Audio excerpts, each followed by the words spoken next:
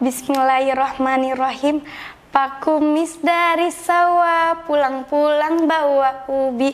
Perkenalkan saya Hilwa, santriwati Pondok Uki.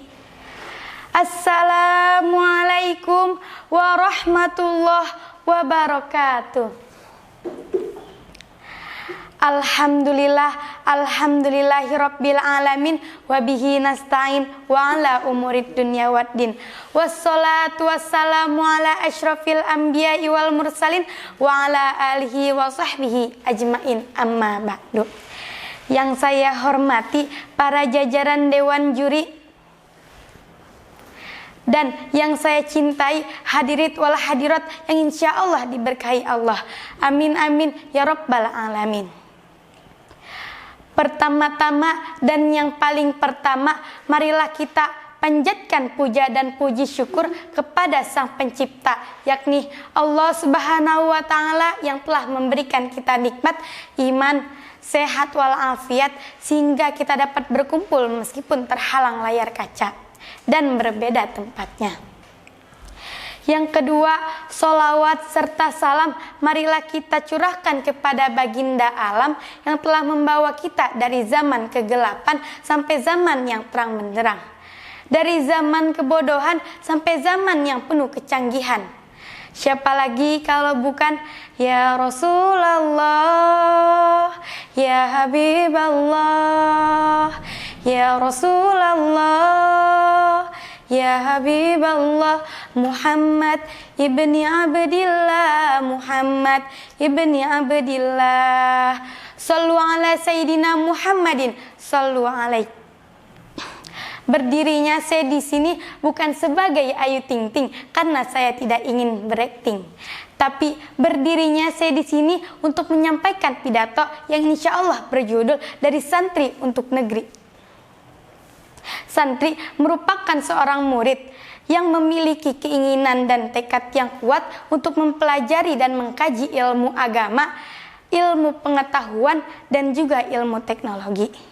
Beruntungnya menjadi seorang santri, sebandel-bandelnya santri, insya Allah masih dialiri oleh doa-doa para ulama, guru-guru, dan juga orang tua, karena mereka ditempatkan di tempat yang jauh dari tempat kelahiran untuk menuntut ilmu yang bermanfaat di akhirat dan juga di luar masyarakat, yaitu di sebuah pondok pesantren.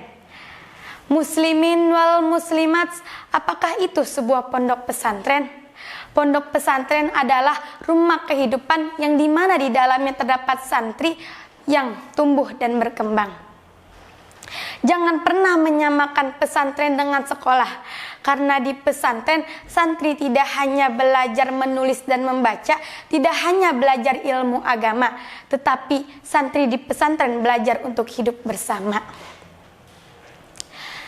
Santri merupakan kata yang sudah dikenal berabad-abad lamanya, sampai orang-orang pun menelitinya. Muslimin wal muslimat,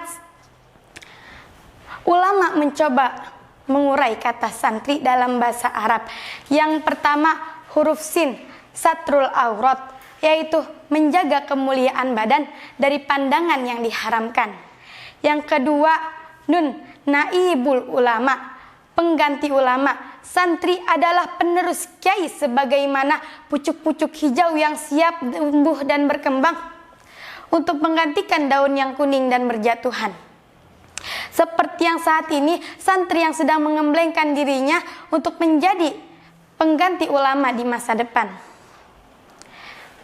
Santri harus menjaga diri, waspada dari nafsu dan syaitan sebagai musuh yang harus dilawan, dan senantiasa meminta perlindungan Allah Subhanahu wa Ta'ala dari kejahatan syaitan dan nafsu agar terhindar dari dosa akibat perbuatan maksiat.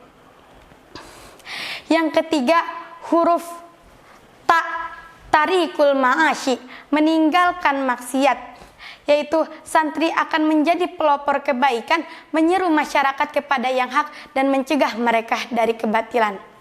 Yang keempat, ro'isul ummat, yaitu pemimpin umat.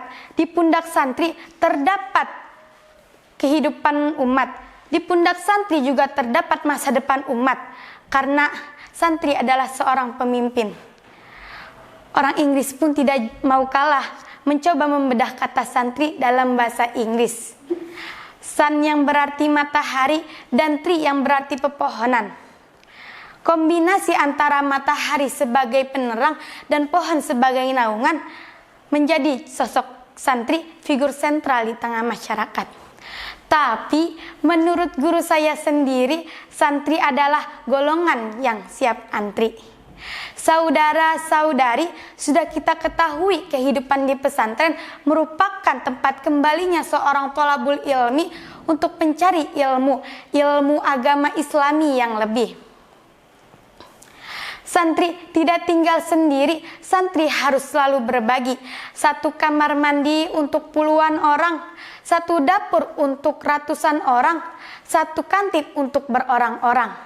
Dan mengantri pun sudah menjadi menu sehari-hari bagi santri.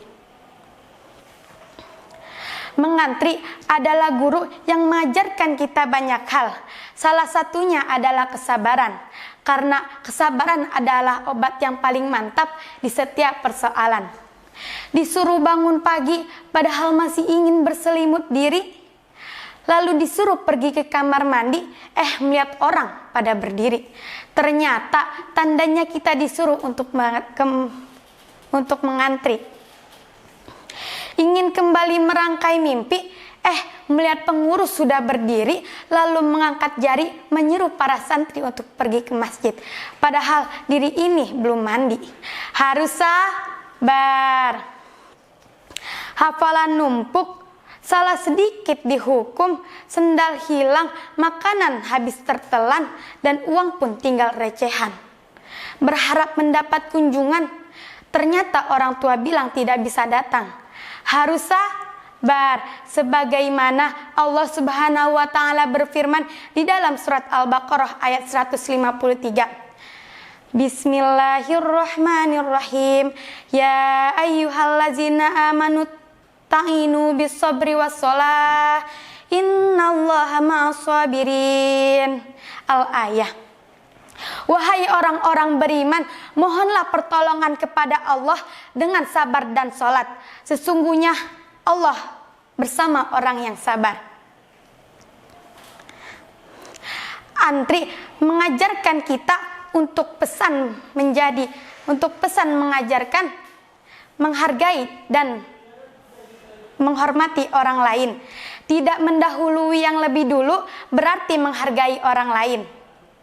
Menanti di belakang merupakan penggambaran terhadap penghormatan kepada orang yang berhak di depan. Santri dididik untuk menjadi manusia yang dapat memanusiakan orang lain. Selalu pada jalan yang benar meskipun bisikan setan selalu terngiang-ngiang. Sampai saatnya di ujung antrian, sudah saatnya waktunya untuk menikmati hasil perjuangan. Sebagaimana bunyi mahfuzat yang berbunyi, man yazra yahsud, barang siapa yang menanam maka ia akan memetik.